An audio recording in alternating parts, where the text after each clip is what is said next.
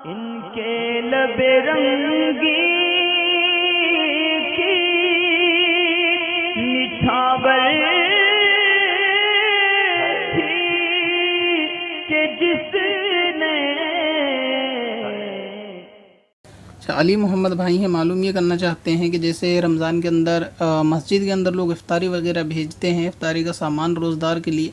تو اس میں ہوتا یہ ہے کہ غیر روزے دار بھی لوگ جو علاقے کے ہوتے ہیں، مسجد کے آس پاس رہتے ہیں، ان کا روزہ نہیں ہوتا تو وہ لوگ بھی اس میں شامل ہو جاتے ہیں، یا ایسے بچے کے جو بالغ ہوتے ہیں، سمجھ والے ہوتے ہیں اور وہ اس افطاری میں شامل ہوتے ہیں، تو ان کو کھانا چاہیے یا نہیں کھانا چاہیے، یعنی روزے دار کی افطاری کو بغیر روزے دار جو کہ مسجد میں آئی ہے اس کا کھانے کا حکم کیا ہے۔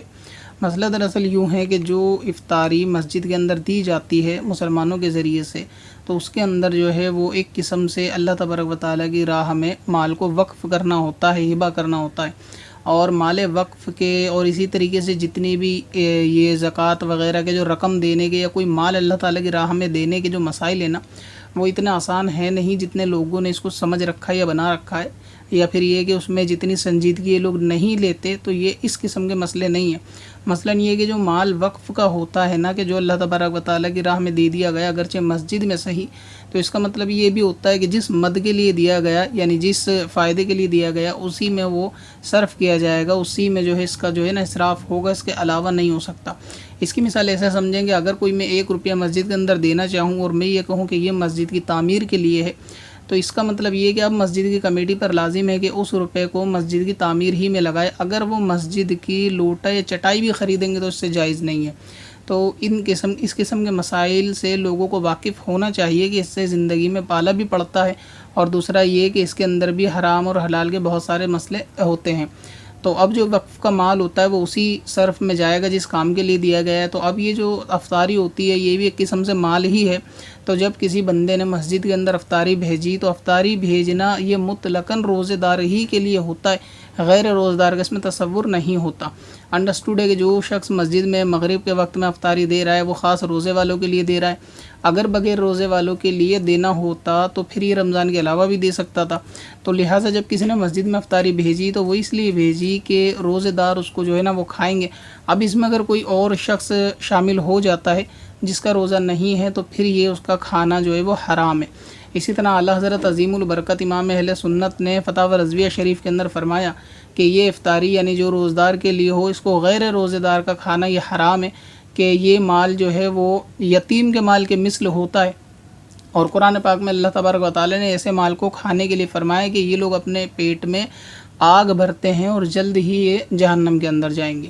اب اس کے اندر پریشانی کیا ہے کہ جیسے یتیم کا مال کھانے سے مراد یہ ہے کہ اب جیسے میں نے اس کو مسجد میں ہبہ کیا افطاری کو کہ یہ اس کو روزے دار کھائیں، اب وہاں پر پہلے سے 50 روزے دار بیٹھے ہوئے ہیں، تو یہ جو افطاری ہے یہ ان سب میں ڈیوائیڈ ہوگی، یعنی ساری افطاری مل کے روزے دار کھائیں گے۔ اب اگر اس کے اندر 10 لوگ ایسے بھی بیٹھے ہیں کہ جن کا روزہ نہیں ہے، تو ظاہر ہے کہ اگر وہ 10 نہیں ہوتے تو ان 10 کی خوراک ان 50 میں جو ہے وہ ڈیوائیڈ ہونی تھی، یعنی وہ لوگ کھاتے۔ اب ان 10 کے بیٹھنے سے ان کا ایک ایک لقمہ ہی صحیح مگر ان کے کھانے میں کمی آئی، تو یہ جو انہوں نے روزے دار کا ایک طریقے سے حق لیا یا یہ جو کھایا، تو ایک طریقے سے یہ مثل یا یتیم کے مال کی مثل ہے کہ جیسے یتیم کا مال آپ چاہے مکمل کھائیں یا اس میں سے کچھ حصہ کھا جائیں، تو دونوں صورتوں میں گناہ ہے۔ تو اس لیے غیر روزے داروں کو اس بات کا خیال زیادہ رکھنا چاہیے کہ مسجد کی افطاری میں آپ شامل نہ ہوں۔ اور اس میں دوسری بات ایک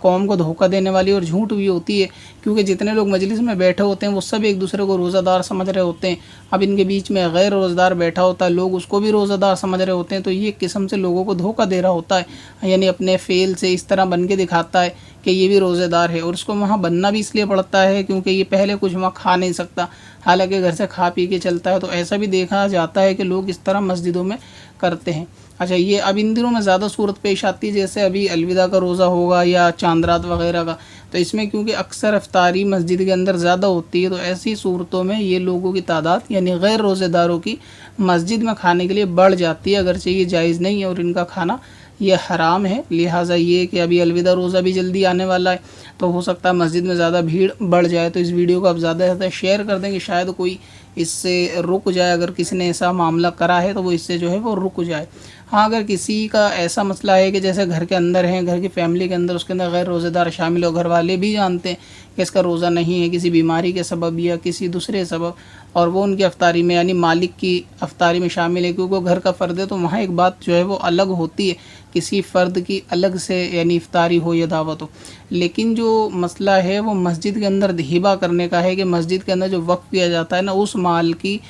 ذمہ داری بہت زیادہ ہوتی ہے، لہٰذا وقف کے مال کو اس طرح اپنے خرچ میں نہ لایا جائے۔ اب مال وہ رقم کی صورت میں ہو یا افطاری کی صورت میں، بہرحال یہ کہ جو مسجد میں اللہ تبارک و تعالیٰ کے لیے دے دیا گیا وہ جو ہے وہ وقف ہوگی، اور جس کی چیز کے لیے ہے اسی چیز میں افطار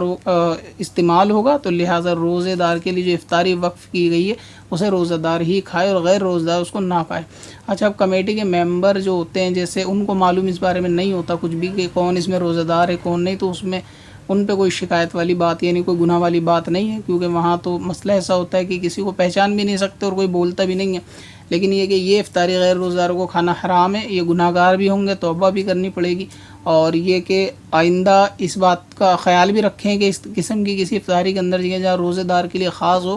شامل نہ ہو، کہ اس میں ایک جھوٹ اور دھوکہ دینے والی صورت بھی موجود ہے۔